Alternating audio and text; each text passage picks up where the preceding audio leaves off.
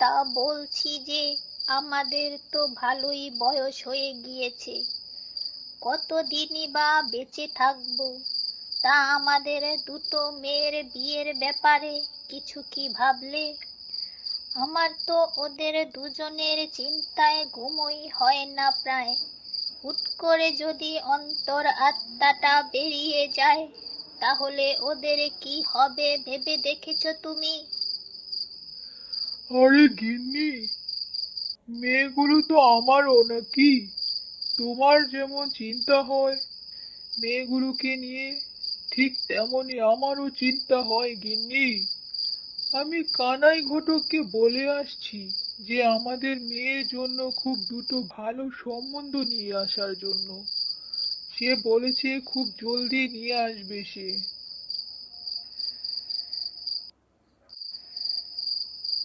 মা বাবা, এতটা রাত হয়েছে আর তোমরা এখনো এখানে বসে গল্প করছো? তোমাদের কি খাবার কথা মনে নেই? এভাবে না খেয়ে থাকলে তো তোমরা দুজনেই অসুস্থ হয়ে পড়বে। মা, এখনই আমার সাথে চলো, আমি খাবার বেড়ে রেখেছি, তোমরা গিয়ে খেয়ে নিবে। বাবা মা, তোমাদেরকে কেন সব সময় জোর করা লাগে খাওয়ার জন্য বলো তো? আমাদের দু বোনকে কষ্ট দিতে তোমাদের খুব ভালো লাগে, তাই তো? না রে মা, এইরকম ভাবে বলিস না। আসলে আমাদের বয়স হয়েছে তো, তাই আগের মতো মুখে রুচি নেই, তাই খাবারের কথা তেমন একটা মনে থাকে না। আসলে তোদের কথা চিন্তা করতে করতে কখন যে খাবারের সময় পেরিয়ে যায় বুঝতে পারছি না। যা মা, আমরা আসছি, সবাই মিলে একসাথে রাতের খাবারটা খাবো। এমনিতেই অনেক কষ্ট করে আমাদের দু বোনকে মানুষ করেছো তোমরা, এই ঋণই তো আমরা কখনো শোধ করতে পারবো না। তার উপর আমাদেরকে নিয়ে আরো চিন্তা করো। এত ঋণ আমরা কিভাবে শোধ করব বলো তো? যেই না আমরা তোমাদের নিয়ে চিন্তা করব, সে কিনা তোমরা আমাদেরকে নিয়ে চিন্তা করো। এটা কি হলো বলো তো মা বাবা? বুঝবি না রে মা, বুঝবি না। এখন তোরা অনেক ছোট, তাই তোরা কিছুই বুঝবি না। যখন তোরা মা হবি তখন বুঝবি যে সন্তানের টেনশন কেমন হয়। বুঝেছি বাবা, বুঝেছি। আমরা বিয়ে করলে তবেই তো আমরা সন্তানের মা হব। আমরা কোনো দিনও তোমাদেরকে ফেলে কোথাও যাব না। এখন বাজে কথা ফেলে রেখে চলো। মা বাবা, অনেকটা রাত হয়ে যাচ্ছে, তারপর সকালে তো আবার ঘুম থেকে উঠতে হবে নাকি? বাবা মা, আজকে ঘরের মধ্যে তেমন কিছুই ছিল না, তাই যা ছিল তাই রান্না করেছি, একটু ডিম ভাজি আর সাদা ভাত। এগুলো দিয়ে খেতে পারবে তো মা বাবা? বাতাসা কাকিমা একটি কুমড়ো দিয়ে গিয়েছে, ওইটা সকালে রান্না করব, কেমন? আমার ছোট মেয়েকে তো দেখতে পাচ্ছি না রে মা, সে কি ঘুমিয়ে পড়েছে নাকি? কি জানি, দাঁড়াও আমি ডাক দেই তাকে। ঋতু, মা ঋতু, কোথায় তুই? আয় খাবারটা খেয়ে নে মা। আমি খাবার খাবো না মা, তোমরা খেয়ে নাও, আমার শরীরটা তেমন একটা ভালো লাগছে না। আচ্ছা ছোট, আগে তো তুই এদিকে আয়, মা বাবা তো তোকে ছাড়া খাবারও খাবে না। আচ্ছা মা বাবা, দিদি, কেন তোমরা আমাকে বারবার জোর করো বলো তো? আমি তো বললামই আমি আজ খাবার খাবো না। এখন যদি আবার খাবার খাই তাহলে আমার পেটটা গরম হয়ে যাবে, তারপর বমি করব। এখন আমি খাবারটা খাবো না, সকালে খেয়ে নেবো দিদি। আমার খাবারটা তুমি খেয়ে নিও দিদি।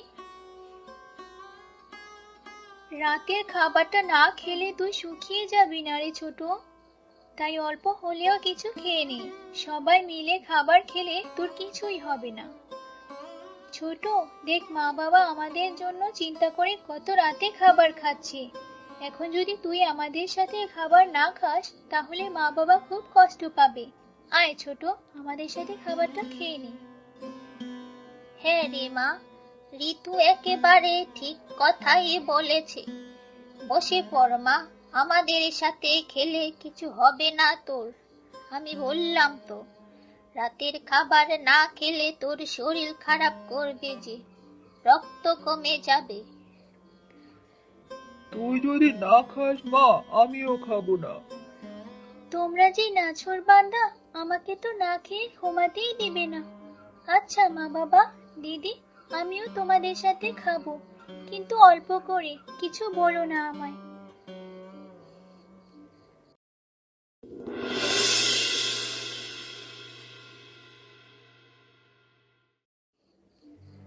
আচ্ছা দিদি, তোমার কি হয়েছে বলো তো?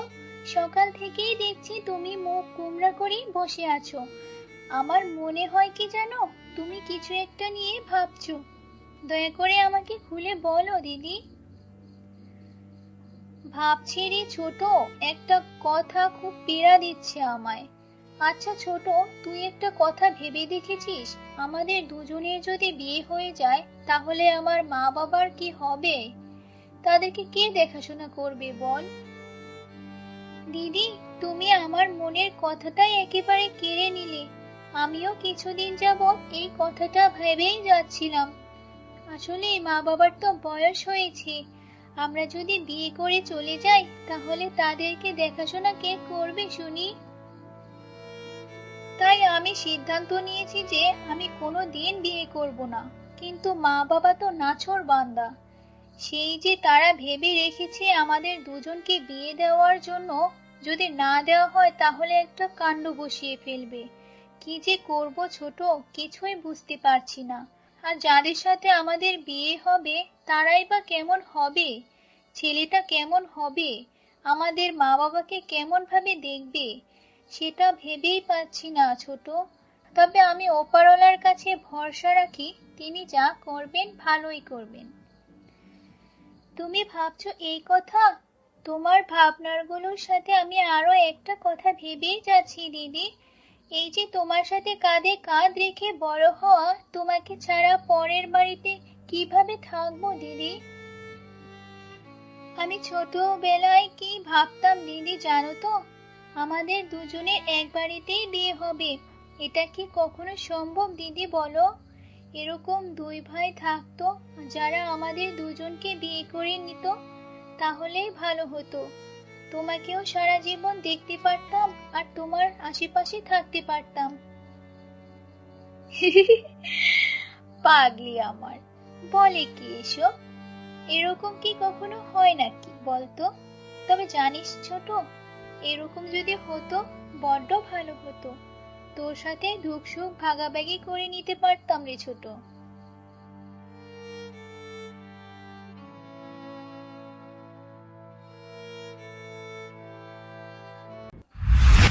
বাবারা, আমি কিন্তু আজকে সবচেয়ে বেশি খুশি। আমার দুই মেয়ে চাইতো তাদের পরিবারটা একই হোক, তাই বিধাতার চাওয়াতেই তোমাদের দু ভাইয়ের কাছে আমার দুই মেয়েকে বিয়ে নিয়েছি। আরে বাবা, আপনাদের দু মেয়েকে নিয়ে আপনারা চিন্তা করবেন না। আমাদের দুই ভাইয়ের কাছে আপনার মেয়ে খুব ভালোই থাকবে। কিন্তু একটা সমস্যা হচ্ছে, আমাদের পরিবারে আমাদের দুই ভাই ছাড়া কেউ নেই। আমরা জানি বাবা, জেনে শুনেই তোমাদের দুই ভাইয়ের কাছে আমাদের দুই মেয়ে বিয়ে দিয়েছি। তোমাদের কাছে একটা অনুরোধ বাবা, আমাদের মেয়ে কিন্তু খুব লক্ষ্মী, খুব ভোলা ভালে। তাদের খুব ভালোবেসে বড় করেছি, তাদেরকে আগলে রেখো তোমরা।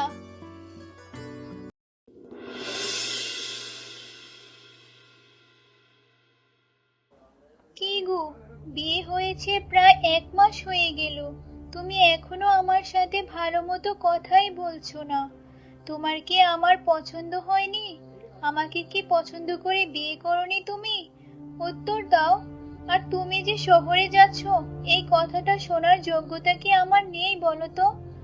বলো না, উত্তর দাও আমাকে। যদি এতটাই খারাপ লাগতো তোমার, তাহলে বিয়ে করার সময় না করে দিতেই পারতে। কেন আমাকে এত কষ্ট দিচ্ছ? মা বাবা যদি এসব কথা শুনতে পারে তাহলে ওনারা বাঁচবেন না।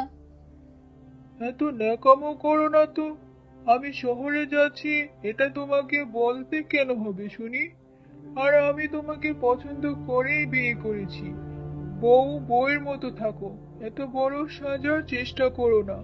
আমি আমার মতো যা ইচ্ছা তাই করব। আমি যখন যেটা করব সবকিছুই তোমাকে বলে করতে পারবো না। সংসারটা আমি চালাই, তুমি তো না। তাই তুমি কি করে বুঝবে আমার কষ্ট? ওগো, তুমি আমার সাথে এমন ভাবে রাগ করছো কেন? আমি কি তোমাকে খারাপ কিছু বলেছি? আচ্ছা, তোমার এরূপ ব্যবহারে আমার যে কতটা কষ্ট হয়েছে সেটা কি তুমি বোঝো না? আমাকে কেন তুমি সবসময় কষ্ট দিয়ে কথা বলো বলো তো? আমি বুঝতে পেরেছি তুমি শহরে যেতে চেয়েছিল না। আচ্ছা, তুমি শহরেই চলে যাও। আমার কষ্ট কিংবা দুঃখ হোক সেটা তোমার দেখার দরকার নেই। আমার কষ্ট আমি বুঝে নেব। শোনো গিন্নি, আজ আমার বড় দাদার সাথে শহরে যাচ্ছি একটু কাজের উদ্দেশ্যে। তুমি আর তোমার বড় দিদি মিলে বাড়িতে খুব সাবধানে থেকো গিন্নি। জানোই তো আমার মা বাবা কেউ নেই, তাই তোমাদেরকেই সংসারটা সামলাতে হবে। আর তোমার জন্য শহর থেকে কি নিয়ে আসবো গিন্নি, সেটাও বলে দাও। তোমার কোনো ইচ্ছা পূরণ করতে পারলে আমি নিজেকে ধন্য মনে করব। কি যে বলো তুমি! আমার কিছুই প্রয়োজন নেই। শুধু তুমি সাবধানে যেও আর সাবধানে বাড়ি ফিরে এসো। তুমি আমাদের কথা এত ভেবো না তো। আমরা দু বোন মিলে সংসারটাকে সামলে রাখবো। তুমি তো জানোই আমি বড় দিদিকে কতটা ভালোবাসি। তুমি যদি আমার জন্য কিছু নিয়ে আসো আর বড় দিদির জামাই যদি বড় দিদির জন্য কিছু না নিয়ে আসে, তাহলে বড় দিদি খুব কষ্ট পাবে। আমি যতটুকু জানি তোমার বড় দাদা একটু রাগী স্বভাবের আর একটু কুচুটে। দিদির সাথে দেখলাম ভালো করে একটু কথাও বলে না। আমার কথায় কিছু মনে করো না তুমি। আমার যেটা মনে হলো সেটাই তোমাকে বললাম আর কি। গিন্নি, তুমি একটা কথাও মন্দ বলনি। আমি যখন খুব ছোট ছিলাম ঠিক তখনই আমার মা বাবা মারা যান। তখন থেকেই আমার দাদা আমাকে কোলে পিঠে মানুষ করেছে। ছোটবেলা থেকেই দেখে আসছি বড় দাদা খুব রাগী একটা মানুষ। তোমার বোনকে বুঝিয়ে বলো গিন্নি, সবাই আস্তে আস্তে ঠিক হয়ে যাবে। ঠিক আছে গো, আমি আমার বোনকে বুঝিয়ে বলবক্ষণ। তুমি তাহলে শহরের উদ্দেশ্যে যাত্রা দাও। আচ্ছা দিদি, তুমি আমাকে একটা কথা বলো তো। আমি সব সময় দেখি তুমি একটু মুখ গুমড়ো করে বসে থাকো। তোমার কি হয়েছে দিদি? বড় দাদা কি তোমার সাথে ভালোভাবে কথা বলে না, নাকি ঝগড়া করেছো দিদি? আমাকে সবটা খুলে বলো, তাহলে তোমার মনের কষ্টটা হালকা হবে। আর তোমার চোখেই বা জল কেন দিদি? আমাকে বলো। আর কি বলবো রে ছোট, আমার স্বামী সেই বিয়ের পর থেকেই আমার সাথে ভালোভাবে একটু কথাও বলে না। সব সময় শুধু তার রাগ আর রাগ। এত রাগ তার কোথা থেকে আসে বলতো? এই যে সকালবেলা শহরে গেল, তোর স্বামী তো তোকে হয়তো কত ভালোবেসে কত কথাই না বলে গেল, কিন্তু আমাকে ধমকে গেল আরো। কেন রে ছোট? আমার কপালটাই এমন হলো কেন ছোট? আমি কি ভাবছি জানিস, এই সংসারটা ফেলে বাবার বাড়িতে চলে যাব সারা জীবনের জন্য। সেখানে মা বাবার সাথেই থাকবো। এভাবে কি করে বলতে পারো দিদি? এভাবে চলে যেতে পারো না তুমি। আমার স্বামী বলেছে বড় দাদা নাকি ছোটবেলা থেকেই এরকম স্বভাবের। আজ বড় দাদা শহর থেকে আসুক, আমরা সবাই মিলে বড় দাদার সাথে খোলাখুলি কথা বলে নেব। খোলাখুলি ভাবে কেন? যদি পা ধরেও বলিস তাহলেও কোনো সমাধান হবে না। আমার এইটাই মনে হচ্ছে, আমি গত 1 মাস ধরে বুঝেছি রে ছোট, তার মনটা পাথরের চেয়েও পাষাণ। এই পাষাণ হৃদয় কোনো দিনই গলবে না রে ছোট, কোনো দিনই না। শুধু শুধু তোরা বলে তোরা আবার বোকা খাস নে। আমাকে আমার মতো থাকতে দে ছোট, এসবই তোরা জড়াস নে। তোমার সমস্যা কি আমার সমস্যা নয় দিদি। দাদা আজ আসুক বাড়িতে, আমার স্বামীও আজকে কথা বলবে। তুমি সব সময় এরকম মনমরা হয়ে থাকো, এটা আমরা কখনোই চাই না দিদি। তুমি সব সময় আমাদের সাথে হাসি খুশি থাকো, এটাই চাই। চলো দিদি, খাবার খাবে চলো। আমি আজকে কষাকষি করে একটু মাংস রান্না করেছি। আজকে দু বোন মিলে কবজি ডুবিয়ে খাবো। তারপর দাদার সাথে আমরা খোলাখুলি কথা বলবো। সবকিছুই ঠিক হয়ে যাবে দিদি, সবকিছুই ঠিক হয়ে যাবে। তুমি শুধু আমাদের উপর ভরসা রাখো। দাদা, আপনার সাথে আমাদের কিছু কথা আছে, জরুরি কথা। আমাদের কথা আপনার আজকে শুনতেই হবে। আচ্ছা দাদা, স্ত্রী কাকে বলে জানেন তো? স্ত্রী হচ্ছে একটি পুরুষের অর্ধাঙ্গিনী। সারা জীবন সেই স্ত্রী আপনার আশেপাশেই থাকবে, আপনার বন্ধু হয়ে। একবার ভাবুন দাদা, আপনার স্ত্রী আপনাকে কত ভালোবাসে, কত খেয়াল রাখে। নিজের চিন্তা না করে সে আপনার চিন্তা করে। আপনি কিভাবে পারেন দাদা আপনার স্ত্রীর সাথে ভালো আচরণ না করে খারাপ আচরণ করতে? আপনার কি বুকটি একটুও ফাটে না দাদা? বলুন, উত্তর দিন। একটা স্ত্রী চায় তার স্বামী তাকে একটু যত্ন করুক, একটু ভালোবাসুক। আমাকে ক্ষমা করে দাও গিন্নি, তোমার সাথে আমি বড্ড খারাপ আচরণ করে ফেলেছি। আসলে মা বাবার মৃত্যুর পর থেকে আমার মেজাজ কোনো দিনই ঠিক হয়নি। সব সময় মেজাজ গরম হয়ে থাকতো। আমি সব সময় এটাই ভাবি যে আমি যাকে এত ভালোবাসি সেই আমার কাছ থেকে হারিয়ে যায়। কিন্তু আমি এটা ভুলে গিয়েছিলাম যে আমার গিন্নি তো আমাকে কত ভালোবাসে, আমার কত খেয়াল রাখে। আর আমার ভাগ্যে যা ঘটেছিল তা আমার ভাগ্যে লেখা ছিল। এই তো কে বলেছে আমার দাদা বোঝে না? দাদা কত সুন্দরভাবে বুঝে গেছে, দেখেছো? তুমি ভেবে দেখেছো দাদা? তাদের পরিবার রেখে তারা আমাদের কাছে চলে এসেছে। তাই আমাদের সব সময় উচিত তাদেরকে হাসি খুশি দেখার, তাদের সাথে ভালো ব্যবহার করার এবং তাদেরকে ভালোবাসা। তাদের উপলব্ধি না করানো যে তাদের কোনো কষ্ট আছে।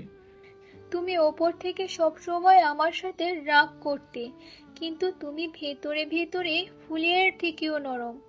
তোমাকে আমি ক্ষমা করে দিয়েছি। দয়া করে তুমি আর আমার সাথে এরকম আচরণ করো না। আমার খুব কষ্ট লাগে গো, খুব কষ্ট লাগে এরকম করলে। আমার কি মনে হচ্ছে জানো তো, আমার মেয়েগুলো খুব সুখেই আছে। আমাদের স্বপ্ন সার্থক হলো বুঝি। বিধাতার কাছে একটি ভালো পরিবার চেয়েছিলাম, যারা আমার মেয়েদেরকে সুখে শান্তিতে রাখবে। বিধাতা মনে হচ্ছে সেই ডাক কবুল করেছে। তারা খুব সুখে সংসার করুক, এই কামনাই করি আমি বাবা হয়ে গিন্নি। এবার চলো ঘুমিয়ে পড়ি, অনেক রাত হয়ে গিয়েছে, সকালে আবার উঠতে হবে যে। দেখি কালকে ওদেরকে একটু দেখতে আসবো, দেখি কালকে ওদেরকে একটু দেখে আসবো।